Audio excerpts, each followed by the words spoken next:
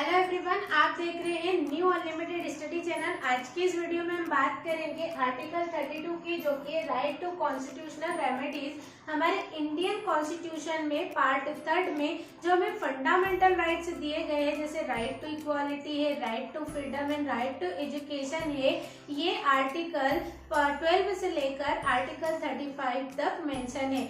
आज का जो आर्टिकल है 32, ये फंडामेंटल राइट के प्रोटेक्शन को बताता है, जिसमें अगर किसी इंडिविजुअल के फंडामेंटल राइट्स अगर यदि उनको वायलेट किया जा रहा है तो वह सुप्रीम कोर्ट में जा सकता है और अपने जो फंडामेंटल राइट है उसको प्रोटेक्ट कर सकता है। नेक्स्ट अगर हम बात करें कि हमारे इंडियन कॉन्स्टिट्यूशन में आर्टिकल 32 को सबसे important article B.R. Ambedkar ji ने कहा है, जिन्होंने इसे heart and soul of Indian constitution कहा है। यदि किसी इंडिविजुअल के फंडामेंटल राइट्स यदि वायलेट होते हैं तो वो सुप्रीम कोर्ट के पास जाता है और सुप्रीम कोर्ट उस पर रिट इशू जारी करती है। अब ये रिट कितने टाइप की होती है, तो ये रिट 5 टाइप से सुप्रीम कोर्ट जारी कर सकती है। अगर हम बात करें फर्स्ट की, तो हैबियस कॉर्पस है, रिट ऑफ मैंडेमस है, थर्ड है हमारा रिट ऑफ प्रोहिबिशन है, रिट ऑफ सर्चरारी है, रिट ऑफ को वारंटोर। इसको हम डिटेल वाइज समझते हैं। सबसे पहले हम बात करते हैं हैबियस कॉर्पस की। तो सबसे पहले इसका मीनिंग होता है टू हैव द बॉडी।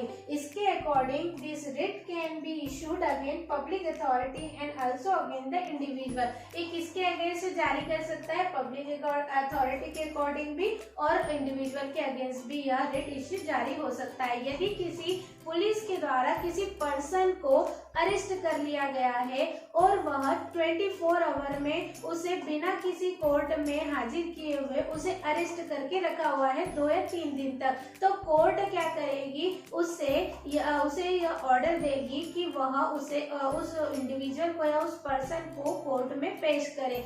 यदि उसे अनलॉफुल तरीके से अरेस्ट किया गया है तो कोर्ट उस व्यक्ति को या उस पुलिस को ऑर्डर देगी कि वह उसे रिलीज करे। यदि वो लॉफुल तरीके से अरेस्ट किया गया है तो उस केस में हैबियस कॉर्पस जो रिट है वो इशू जारी नहीं होगा। नेक्स्ट अगर हम बात करें रिट ऑफ मैंडेमस की, तो इसका मीनिंग होता है, लिटरली इसका मीनिंग होता है वी कमांड। इसके according the court can compel an authority to do his duty. इसके अकॉर्डिंग जो हायर कोर्ट है वो लोअर कोर्ट या उसकी किसी भी ट्रिब्यूनल या अथॉरिटी से यह उसे कमांड देगी कि वह अपना ड्यूटी कंप्लीट करे जो उसने नहीं की है। इसका सिंपल सा अगर एग्जांपल देखें कि यदि आपकी सिटी में बहुत सारा कचरा है या कूड़ा है और उसे म्युनिसिपल पार्टी ने उसे साफ नहीं किया है, तो कोर्ट उसे ऑर्डर या कमांड देगी कि वह उस प्लेस को साफ करे और अपनी ड्यूटी कंप्लीट करे जो उसने नहीं की है। इसका सीधा सा एग्जाम्पल आपको आई होप समझ में आया होगा।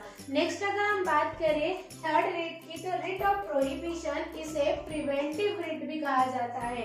टू फॉरबिड, इसमें क्या होता है कि higher court can order lower court to stop jurisdiction on ground overstepping. यदि लोअर कोर्ट के द्वारा किसी भी तरह का कोई ऐसा केस जो उसके जुरिडिक्शन के अकॉर्डिंग नहीं आता हो उस पर वह काम कर रही है, तो हायर कोर्ट उसे ऑर्डर देगी कि वह काम को या उस केस को वह स्टॉप करे।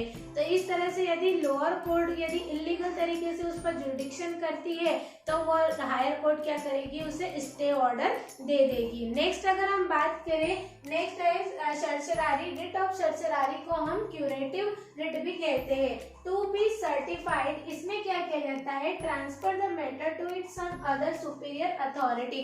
जैसे कि मान लीजिए कि हायर कोर्ट या हाई कोर्ट कोई ऐसे केस पर काम कर रही है जिसे बहुत लंबे समय तक वह फाइनल जस्टिफिकेशन नहीं दे पा रही है, तो अब उसमें सुप्रीम कोर्ट क्या करेगी? उसे ये ऑर्डर देगी कि वह केस वो कहाँ ट्रांसफर करे? सुप्रीम कोर्ट में ट्रांसफर करे। इसलिए इसे क्यूरेटिव रिट भी कहा जाता है। अब हम बात करें नेक्स्ट की, तो नेक्स्ट हमारा रिट है रिट ऑफ को warranto. That means by what authority. अब इसमें कोर्ट किसी पर्सन से यह सवाल पूछती है कि आपके पास क्या अथॉरिटी है कि आप उस पब्लिक ऑफिस में स्टे। मान लीजिए कि एक पर्सन है, वह किसी पब्लिक ऑफिस में स्टे किया हुआ है इलीगल तरीके से, या उसके पास कोई ऐसी अथॉरिटी नहीं है कि वो वहां पर स्टे कर चुके।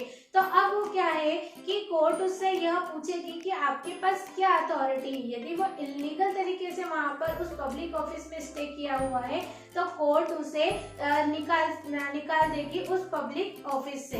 आई होप आपको इतना समझ में आया होगा कि आर्टिकल 32 हमारे फंडामेंटल राइट के जो प्रोटेक्शन है उसमें यह मेंशन किया गया है, और सुप्रीम कोर्ट जो है वो उसमें यह रिट इशू करने की इसके पास पावर होती है।